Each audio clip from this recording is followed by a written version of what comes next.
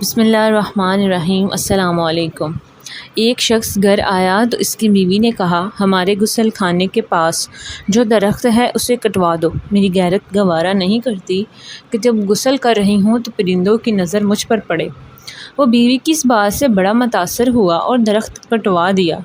وقت گزرتا گیا۔ ایک دن خلاف معمول اچانک گھر آیا تو دیکھا بیوی کسی غیر مرد کے ساتھ مشغول تھی۔ اسے بہت دکھ ہوا۔ وہ اپنا گھر بار چھوڑ کر بغداد چلا گیا اور وہاں اپنا کاروبار شروع کر لیا۔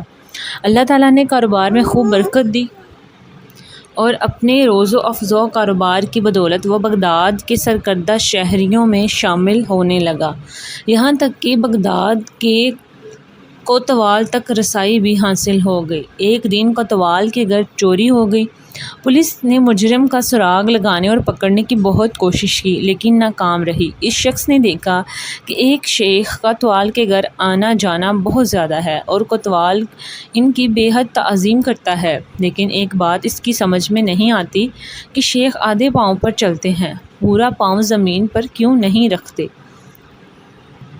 اس نے کسی سے وجہ پوچھی تو اسے بتایا گیا، یہ پورا پاؤں زمین پر اس لیے نہیں رکھتے کہ کہیں کیڑے مکوڑے نہ کچلے جائیں۔ وہ شخص فوراً کوتوال کے پاس گیا اور اسے کہا، جان کی امان ہو تو حاضر ہے کہ آپ کی چوری اسی شیخ نے کی ہے۔